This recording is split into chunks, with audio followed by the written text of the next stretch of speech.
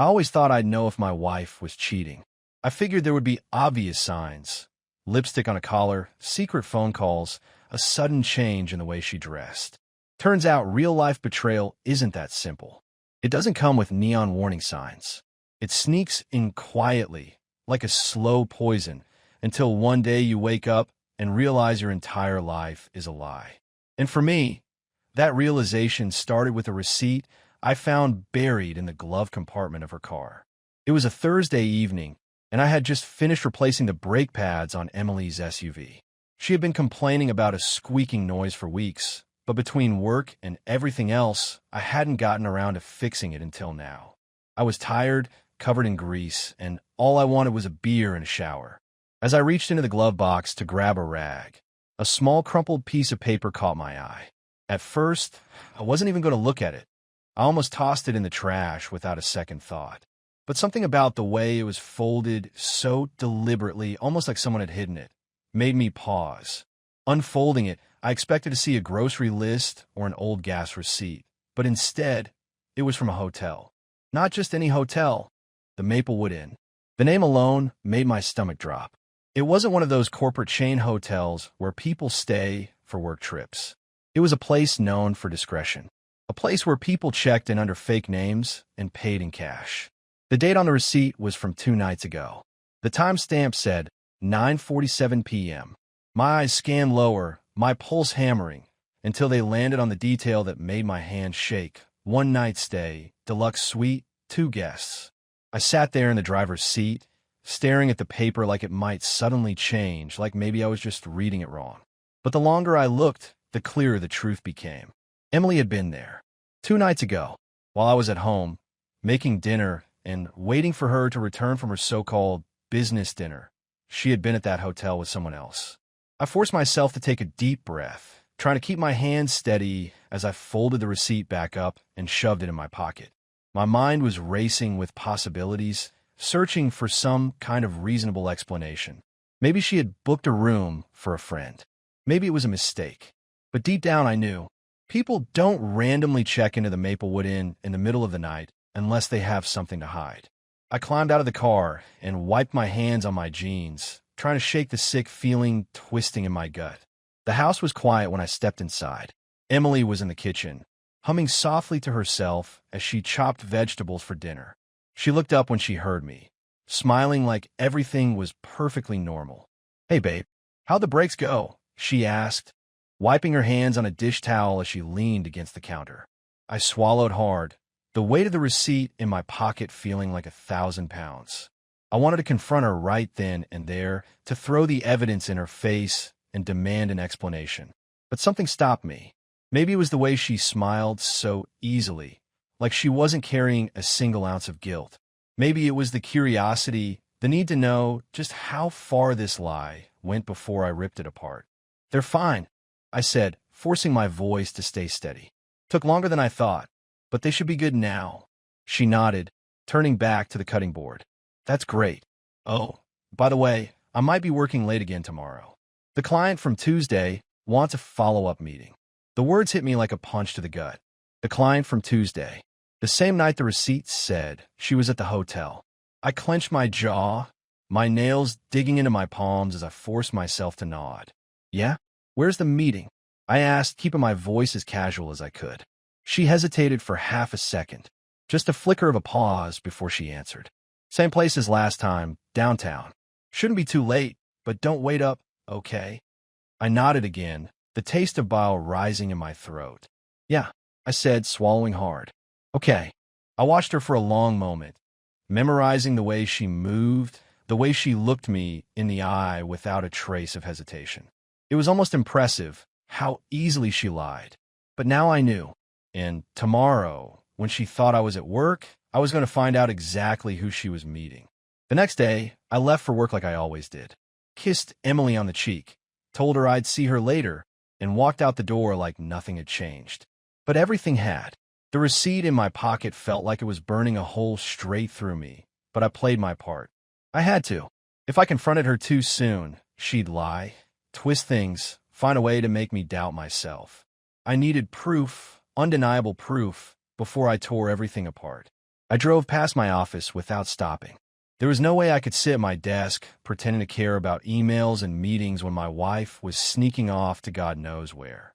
Instead, I parked a few blocks from our house and waited. She had said she was meeting a client, which meant she'd have to leave at some point. I just needed to be there when she did. It took longer than I expected, but at 10:30, she finally walked out. She wasn't dressed for work. No blazer, no neat, professional outfit. Instead, she was wearing jeans and a fitted top, casual, but put together in a way that didn't make sense for a business meeting. My stomach twisted as I watched her get into her car and pull away. I waited a beat, then started my engine and followed. She drove straight downtown, past the cluster of restaurants and office buildings, heading toward an area I recognized immediately. It was near the Maplewood Inn. She wasn't going inside, but she pulled into a small parking lot next to a coffee shop and got out. She glanced at her phone, then walked inside. I parked down the street and sat there, gripping the steering wheel so hard my knuckles ached. I didn't want to make a scene, not yet, but I needed to know who she was meeting. I took a deep breath, grabbed a baseball cap from the back seat, and pulled it low over my face before heading toward the coffee shop. Inside, I spotted her immediately. She was sitting at a small table near the window, her hands wrapped around a coffee cup, her gaze flicking toward the door like she was waiting for someone. A few minutes later, he walked in. He wasn't some random stranger. He wasn't a client. He was someone I knew. Ryan. My stomach clenched. Ryan was an old friend, or at least, that's what I had thought. He and Emily had known each other for years, long before we were married. They had history, but it had always been just that, history. At least, that's what she had always told me. I moved to a corner where they wouldn't see me and watched. The way she smiled at him, the way she leaned in when he spoke, wasn't casual. It wasn't how you met with a client. It was intimate, familiar. My heart pounded as he reached across the table and touched her hand. She didn't pull away. She smiled. I couldn't hear their conversation, but I didn't need to. The way they looked at each other said everything. This wasn't some harmless coffee catch-up. This was something else. Emily laughed at something he said, tilting her head the way she always did when she was flirting. My jaw clenched. I could feel my pulse hammering in my ears, my fists tightening at my sides, but I forced myself to stay calm. Storming over there, demanding answers, causing a scene, it wouldn't give me what I needed. I had to be smart. I pulled out my phone, angling it just right, and took a few pictures. Ryan's hand on hers, the way she leaned toward him, the way she smiled like she didn't have a husband at home who trusted her. I swallowed down the sick feeling rising in my throat and forced myself to keep watching. They sat there for almost an hour, talking, laughing. Their body language never changed. Every few minutes, he'd touch her wrist, her knee, the side of her arm. Every time, she let him, encouraged it. It was like watching a version of her I didn't recognize, like she had left our marriage behind the second she stepped out of our house. Finally, they stood. Ryan pulled cash from his wallet and tossed it on the table, then motioned for her to go first. She smiled at him, and they walked out together. My breath caught as he placed his hand on the small of her back. She didn't flinch. I followed them outside, keeping my distance, my stomach twisting with every step they took. They walked toward the parking lot, and for a brief moment, I thought maybe this was it. Maybe they were just saying goodbye. But then Ryan reached for her again, and before I could process what was happening, he kissed her. It wasn't a quick, friendly goodbye. It wasn't innocent. It was slow, familiar. And when he pulled back, she smiled up at him.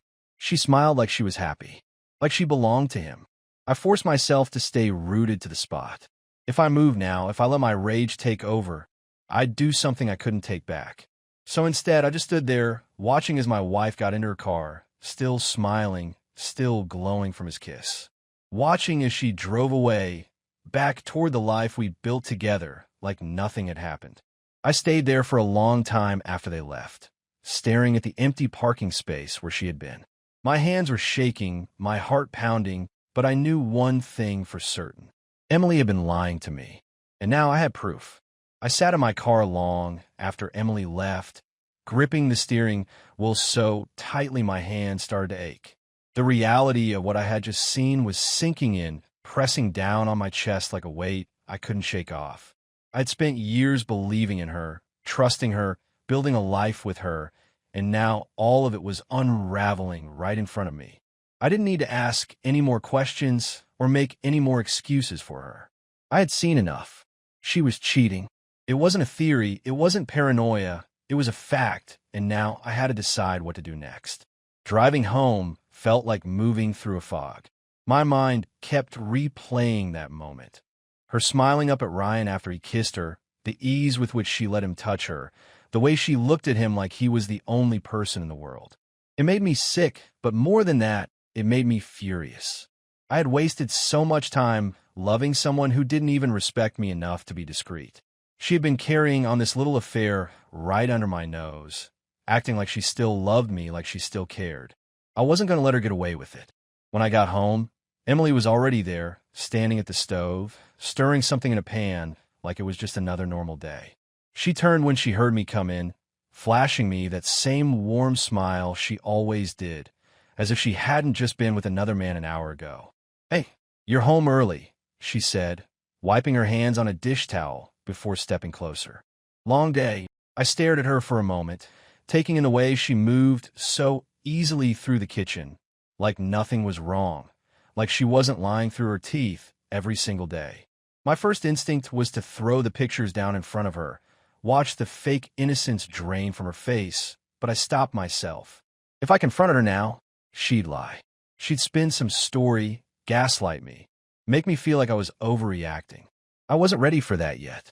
I needed to play this right. "Yeah, long day," I said, forcing my voice to stay even. "Meetings, deadlines, the usual." She smiled again, turning back to the stove. "I made your favorite, chicken Alfredo. Thought we could have a nice dinner tonight." I almost laughed at the irony of it. She was standing there cooking for me, like the perfect wife, while another man's hands had been on her earlier. It was pathetic, and for the first time, I saw her for what she really was, someone who could look me in the eye and lie without a second thought. I walked over and grabbed a beer from the fridge, needing something to keep my hands busy before I did something reckless. "Sound good.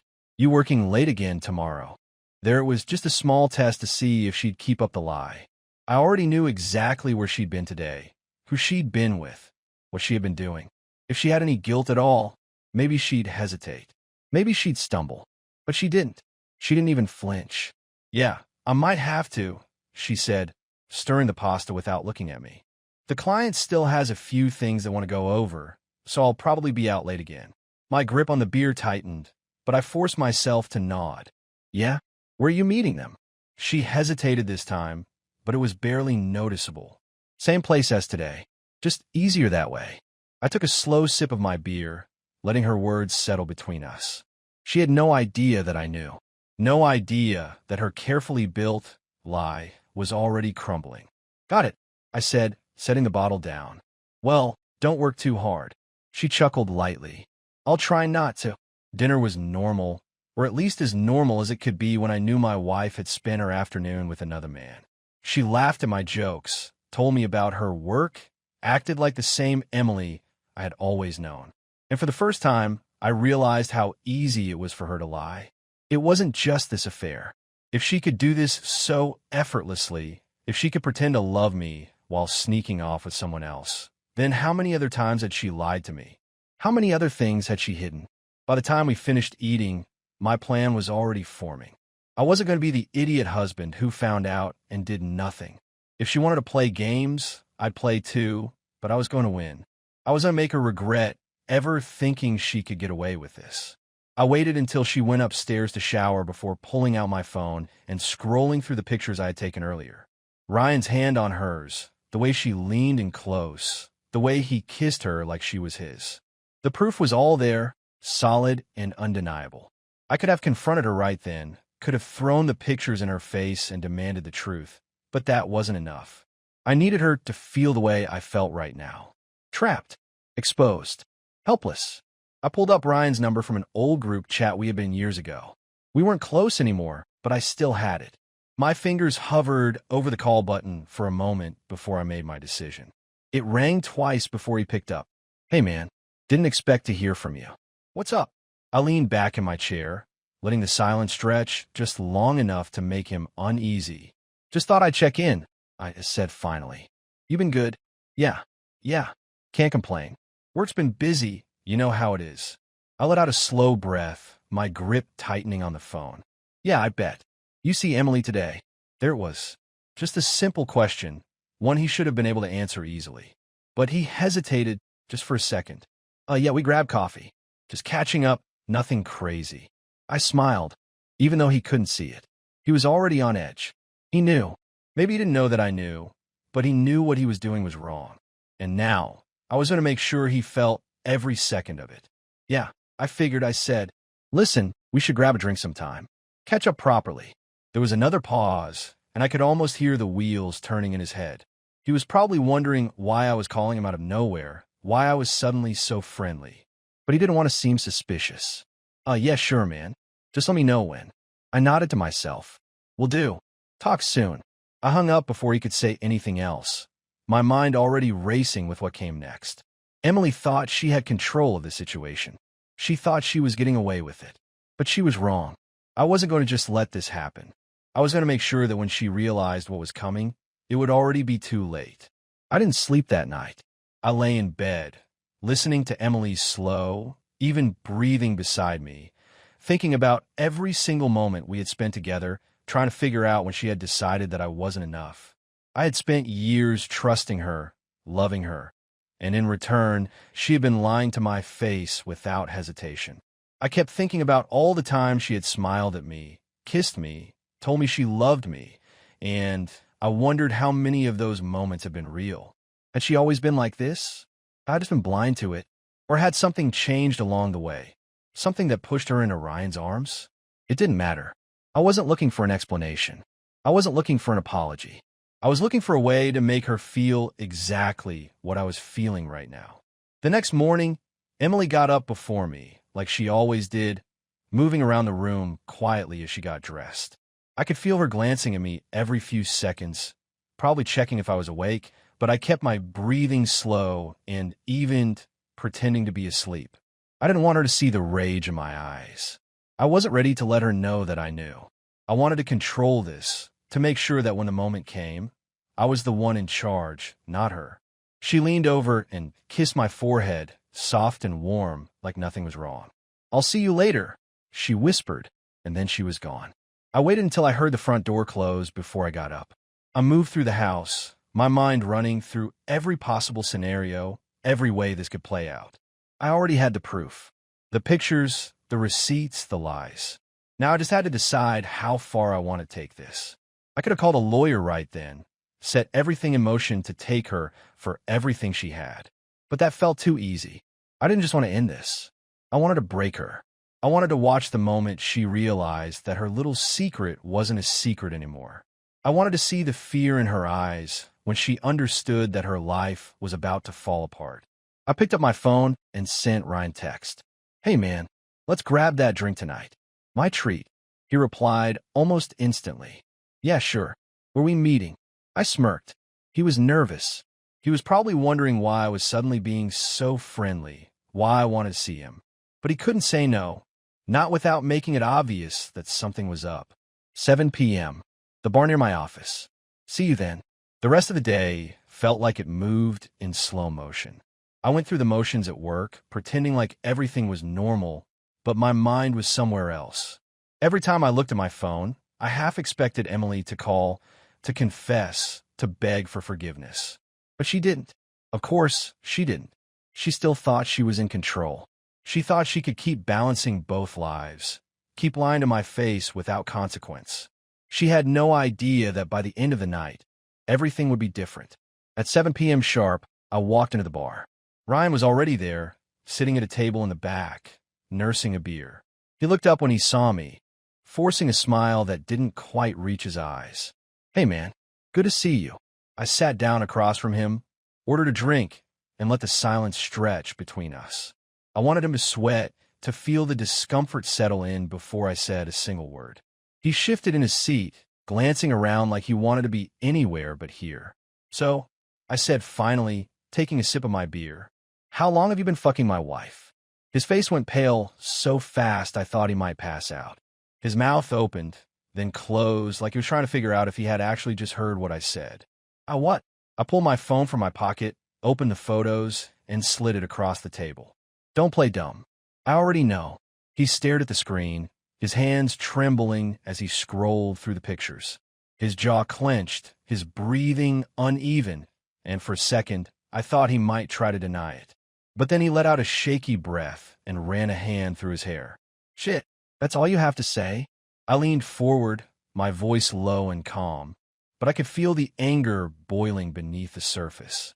How long? He hesitated, his fingers tightening around the phone. A few months.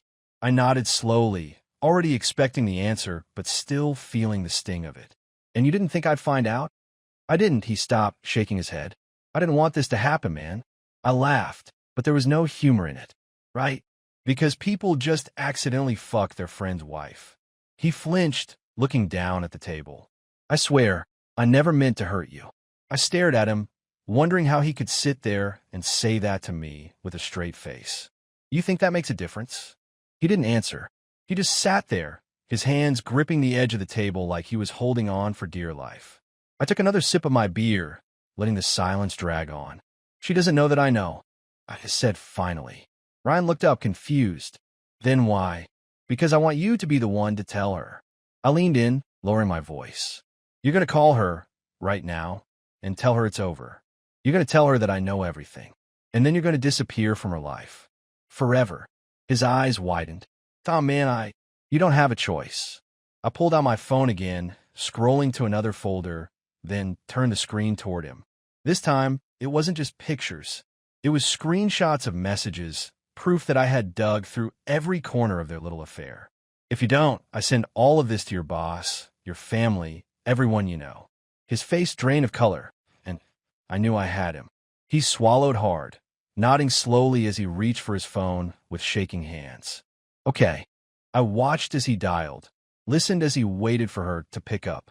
My heart pounded in my chest, but I kept my expression blank. The second she answered, I saw the panic in his eyes. Hey, Emily, he said, his voice barely above a whisper. We need to talk. I leaned back in my chair, watching as everything began to fall apart. Ryan's hands were trembling as he held the phone to his ear, his knuckles white as he waited for Emily to answer. I could see the hesitation in his face, the regret, the fear of what was about to come. He was sweating, and I didn't feel a shred of sympathy for him. He had his fun. He enjoyed sneaking around behind my back, and now he had to deal with the consequences. There was a brief moment where I thought he might hang up, that he might try to weasel his way out of this, but then I heard Emily's voice on the other end. Hey, she said casually, like nothing was wrong, like she wasn't cheating on her husband with a man she had known for years. What's up? Ryan swallowed hard and glanced at me, but I didn't say a word. I just stared at him, waiting. His fingers tapped against the table, his leg bouncing under it, and then he finally spoke, his voice barely above a whisper. We need to talk. There was silence on the other end for a second, then a small laugh. You sound serious, she said. Something wrong? I saw him hesitate again, and I clenched my fists under the table, barely holding back the urge to grab the phone and do it myself. But I needed him to say it. I needed her to hear it from him, to feel that moment of dread, to know that her secret was crumbling. Emily, Ryan said, exhaling shakily. Tom knows.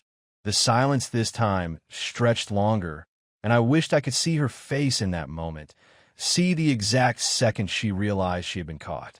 I could imagine the way she probably went stiff, the way her mind was scrambling for a way out, for some excuse, for some way to twist things in her favor.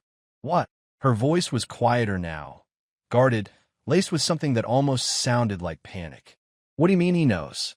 Ryan let out a slow breath, rubbing a hand over his face. He knows about us, he admitted. He's sitting right here with me. He's seen the pictures, the messages, everything. There was another beat of silence, then a sharp intake of breath. Ryan, what the hell are you talking about? I almost laughed. She was still trying to play dumb, still trying to act like maybe this was some kind of misunderstanding, but I wasn't giving her that chance. I leaned forward, resting my arms on the table, and motioned for him to put the call on speaker. He hesitated for a second, but then he tapped the screen, and suddenly, her voice was filling the small space between us.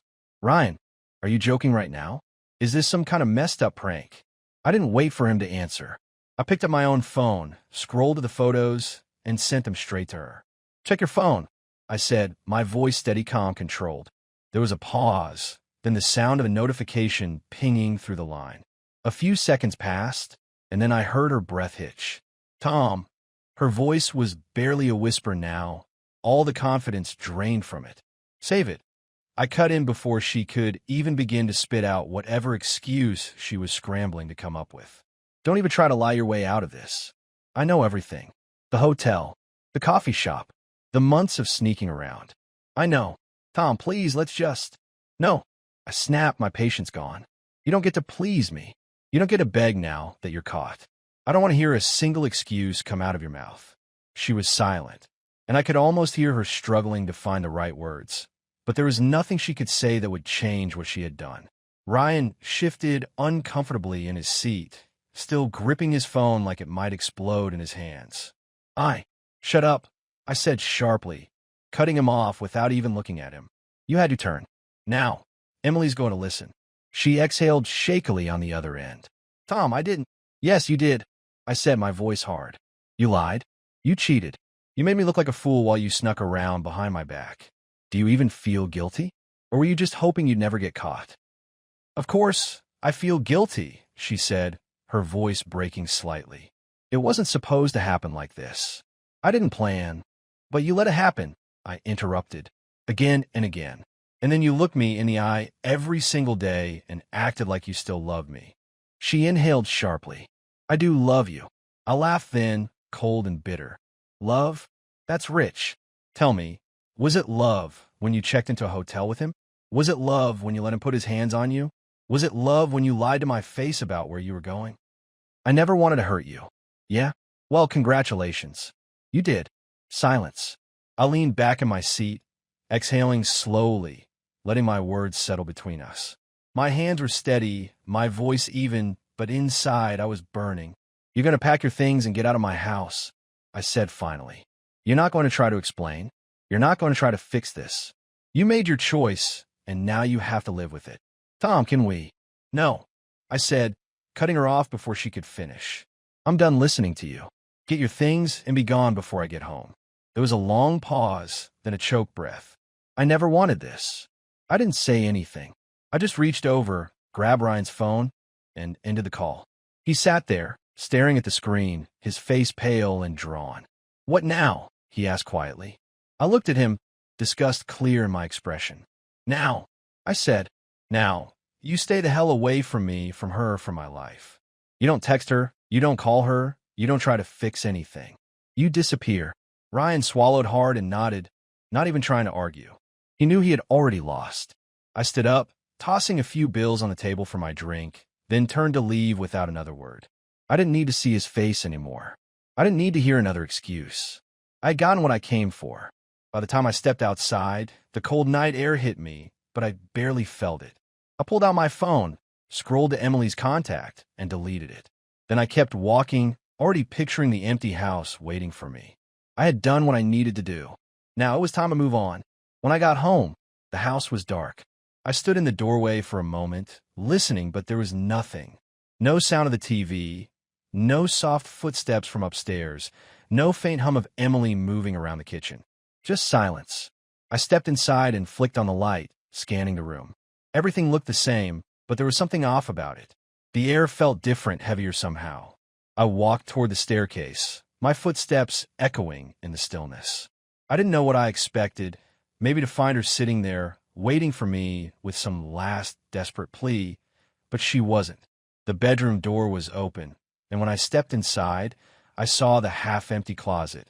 Her clothes were gone, her nightstand cleared out. The drawers where she kept her things had been emptied. She had actually left. I moved to the bed and sat down, letting the reality sink in. It wasn't relief, not yet. It wasn't satisfaction. It was just a strange, hollow quiet.